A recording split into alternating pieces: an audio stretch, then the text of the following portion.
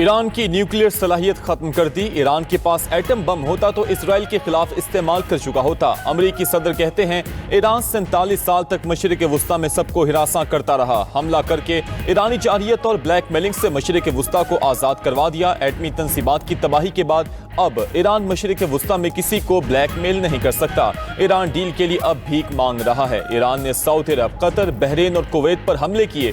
دنیا کی طاقتور فوج نے ایرانی عسکری طاقت کو تباہ کر دیا۔ وعدہ کرتا ہوں ایران اب کبھی بحری جنگی جہاز نہیں بنا سکے گا۔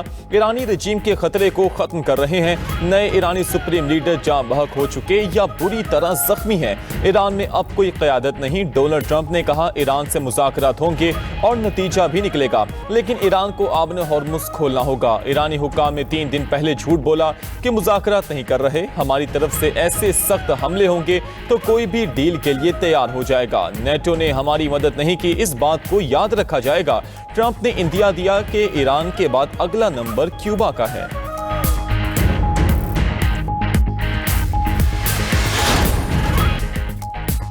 امریکہ اور ایران کی پاکستان میں براہ راست ملاقات کی تیاریاں مکمل۔ جرمنی نے بھی پاکستان میں امن مذاکرات کی تصدیق کر دی۔ جرمن وزیر خارجہ یوہان واڈے فہول نے دعویٰ کیا ہے کہ امریکہ اور ایران کے نمائندے بہت جلد پاکستان میں ملاقات کریں گے۔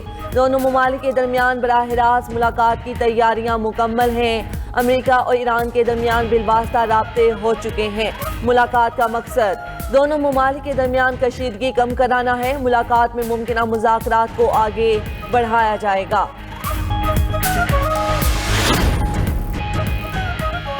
ایران کے اسرائیل اور مشرق وسطی میں امریکی اڈوں پر حملوں کی تازہ لہر جاری۔ اسرائیل پر میزائلوں اور کلسٹر وار ہیڈز کی برسات کر دی۔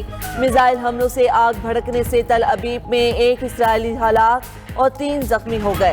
ایرانی حملوں کے بعد تل ابیب میں ایمرجنسی نافذ کر دی گئی۔ ایران کے سعودی عرب اور خطے کے دیگر ممالک پر بھی حملے جاری۔ سعودی عرب میں امریکی ایئر بیس پر حملے میں 10 امریکی فوجی زخمی ہوئے۔ پرنس سلطان ایئر بیس کو میزائلوں اور ڈرون سے نشانہ بنایا گیا۔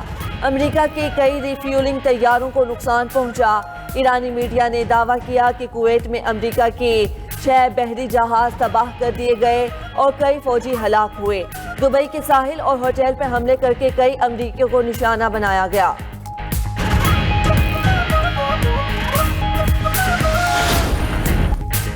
امریکہ اور اسرائیل کے ایران پر تازہ حملے جاری۔ مشترکہ فضائی حملوں میں 26 افراد جاں بحق۔ ایرانی دارالحکومت تہران کے شمال مغربی علاقے زوردار دھماکوں کی آوازوں سے گونج اٹھے۔ شہری انفراسٹرکچر کو نشانہ بنایا گیا۔ مبارکہ قصبہ میں 914 اور 250 میگا واٹ کی پاور سٹیشنز کو نشانہ بنایا گیا۔ حملوں میں اسٹیل کی پیداواری ورکشاپ کا ایک حصہ بھی شدید متاثر ہوا۔ سربراہ عالمی توانائی ایجنسی رافیل گروسی کا کہنا ہے کہ ایران کے ایٹمی پلانٹ کے قریب فوجی کارروائی تابکاری کا سبب بن سکتی ہے۔ 10 دنوں میں ایٹمی تنصیبات کے قریب حملے کا یہ تیسرا واقعہ ہے۔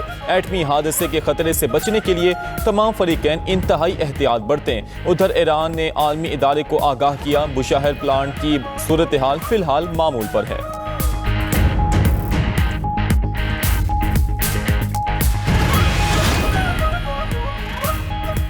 آبنائے ہرمز بند ہے۔ ایرانی پاسداران انقلاب کا اعلان۔ آبنائے ہرمز سے 3 جہازوں کو واپس بھیج دیا۔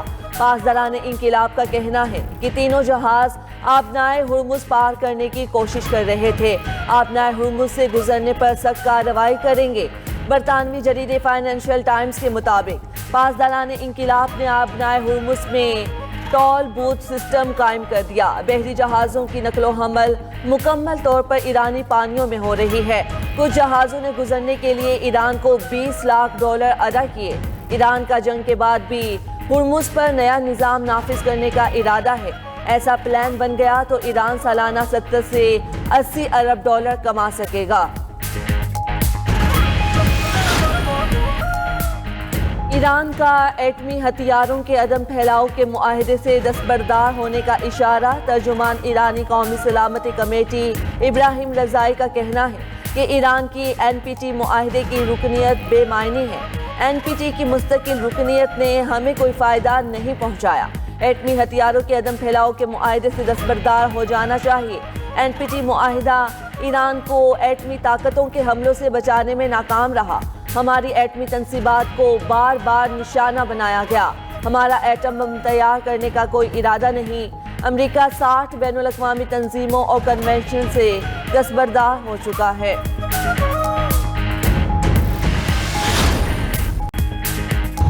پاسداران انقلاب کے فوجی کا جنگ میں انوکھا انداز وائرل ہو گیا۔ ایران نے وعدہ صادق کی 84ویں لہر کے تحت میزائل چھوڑے۔ اسی دوران ایک فوجی کو میزائل لانچر کے سامنے راستے پر جوس پی کر سکیٹنگ کرتا ہوا دکھایا گیا۔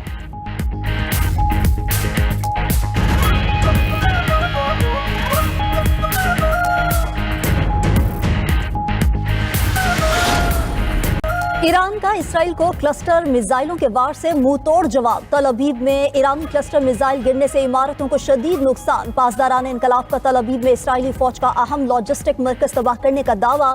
کہا کہ اسرائیلی فوج کے سب سے بڑے لاجسٹک اور ٹرانسپورٹیشن مرکز کو کامیابی سے نشانہ بنایا۔ حیفا بندرگاہ پر اسرائیلی لڑاکا طیاروں کے فیول ٹینک تباہ۔ ایرانی فوج نے حملے کی ویڈیو بھی جاری کر دی۔ ایرانی میزائلوں پر پاکستانیوں کا شکریہ کا پیغام بھی درج تھا۔ ایران کا ڈرونز اور ملٹی وار ہیڈ لے جانے والے ہتھیاروں سے بھی حملہ۔ اسرائیلی شہر کریات اونو میں میزائل حملوں کے بعد آگ لگ گئی۔ اسرائیلی حکام کے مطابق ایرانی حملوں میں اب تک 5492 اسرائیلی زخمی ہو چکے۔ ایران کے کویت کی شویخ پورٹ پر ڈرون حملہ۔ کویتی حکام کے مطابق حملے سے پورٹ میں تنصیبات کو نقصان پہنچا۔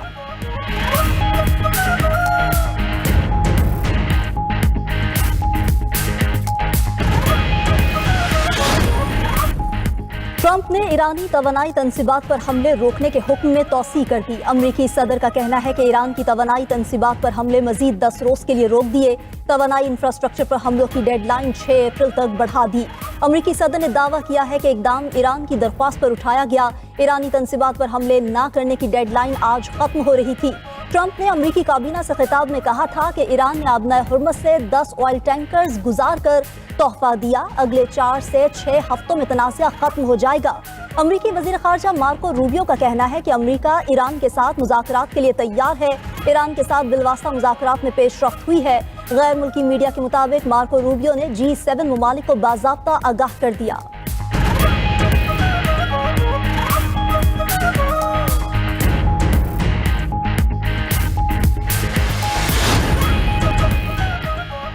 ایرانی فوج کا جنگ میں اب تک 800 امریکی اور 1321 اسرائیلی فوجی ہلاک کرنے کا دعویٰ۔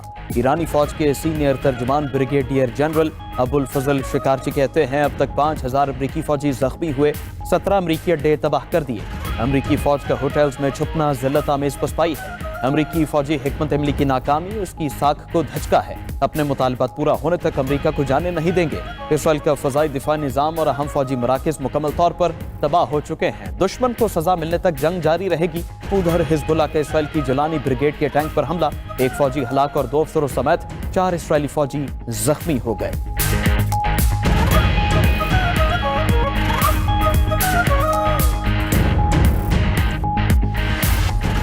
ایرانی اسپیکر محمد باقر کالیباف کا امریکی قیادت اور فوج پر طنز۔ امریکہ کی ممکنہ زمینی کارروائی سے متعلق خبروں پر سخت رد عمل دیتے ہوئے کہا کہ امریکہ اپنے فوجیوں کو ہوٹلز اور پارکس میں چھپا رہا ہے۔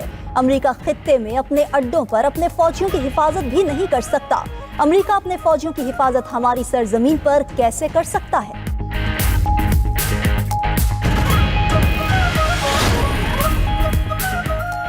اقوام متحدہ نے ایرانی بچیوں کے اسکول پر حملے کی تحقیقات جلد مکمل کرنے کا مطالبہ کر دیا۔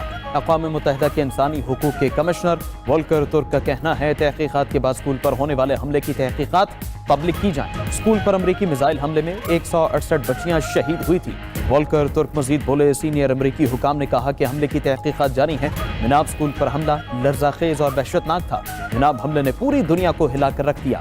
ذمہ داروں کا تعین کرنا بین الاقوامی برادری کی ذمہ داری ہے۔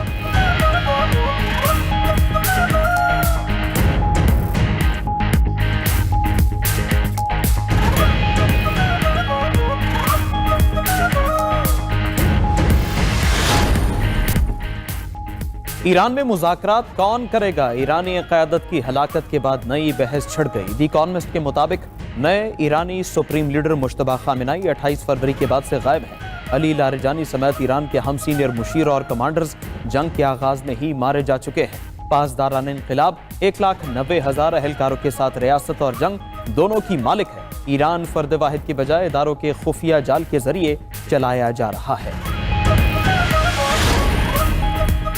یوکرین اور سعودی عرب میں دفاعی تعاون کے معاہدہ طے پا گیا۔ یوکرینی صدر زیلنسکی کا کہنا ہے کہ معاہدہ سعودی ولی عہد محمد بن سلمان سے ملاقات سے قبل طے پایا۔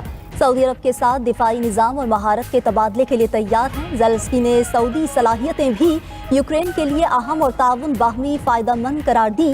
رائٹرز کے مطابق یوکرین 200 سے زائد ماہرین مشرق وسطی بھیج چکا جو ایرانی میزائل اور ڈرون حملوں سے نمٹنے میں مدد دیں گے۔ امریکہ یوکرین کے لیے اسلحہ مشرق وسطی منتقل کرنے پر غور کر رہا ہے۔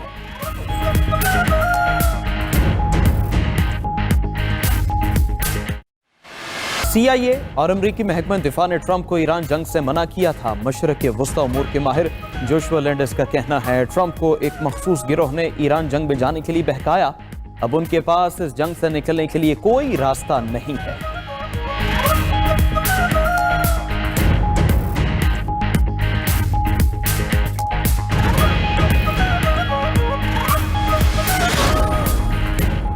ٹرمپ کی ریڈ لائنز اب کوئی معنی نہیں رکھتی۔ امریکی اخبار واشنگٹن پوسٹ پر معروف صحافی فرید زکریا کا تجزیہ لکھا کہ ایران ٹرمپ کی دھمکیوں کو رسمی ظاہر کر رہا ہے۔ ٹرمپ کے بدلتے فیصلوں سے عالمی سطح پر امریکہ کی ساکھ متاثر ہو رہی ہے۔ ٹرمپ کی ایران پالیسی کو مبہم اور ناقابل اعتماد سمجھا جا رہا ہے۔